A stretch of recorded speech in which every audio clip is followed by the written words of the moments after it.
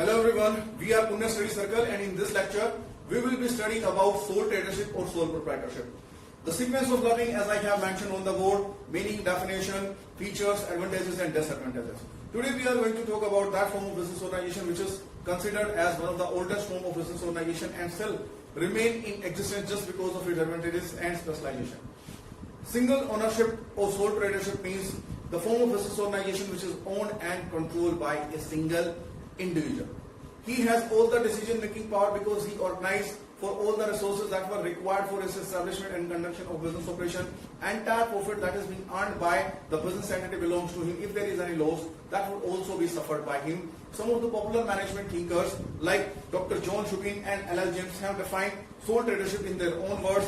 When we talk about Dr. Shubin, he said it is the form of business organization in which a single individual organizes, has title to and operate business in his own name. That means whatever quantum and nature of resources are being required are being organized by that individual who is having ownership to, all the decisions are being made by him, whatever kind of results they bore. Second definition, L.L. James, he said it is an informal form of business organization owned by a single person. Here, informal means the business organization which need not to get registered under special act. Here we have mentioned some of the features like single ownership. The single person is having ownership or has title to all the resources are being existence in the business organization or that are being used by the business organization for attaining its aim. Sole management here means all the decision making power are vested in that person who has established and making all the decisions in that business organization. Unlimited liability, that means the personal property of the owner can be utilized for meeting the liabilities of the firm whenever resources fall scarce against the liability raised by the business organization.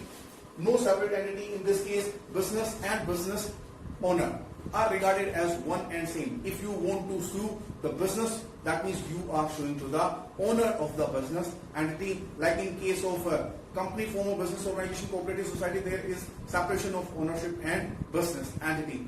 We are suing or we can sue to the business entity, not to the owners directly, but in this case owners and business entity are one and same. Then we are having undivided risk, and we have some more members who would have share our risk also. Like we are not sharing our profit, we will also be the sole persons to bear the entire risk. Suitable for small business organization. You know what?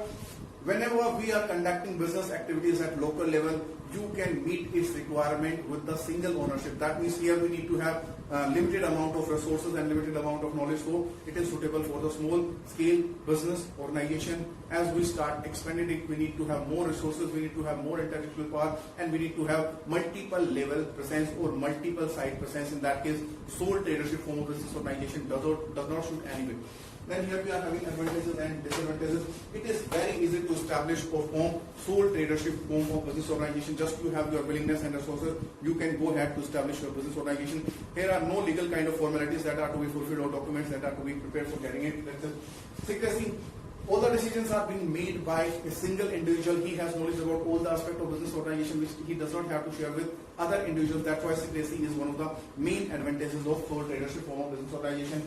Rapid decision making. There is a single person who has centralized authority vested in himself to make the decision. He does not delegate it to among his employees. So decisions can be made without wasting any time or having consideration of others' opinion.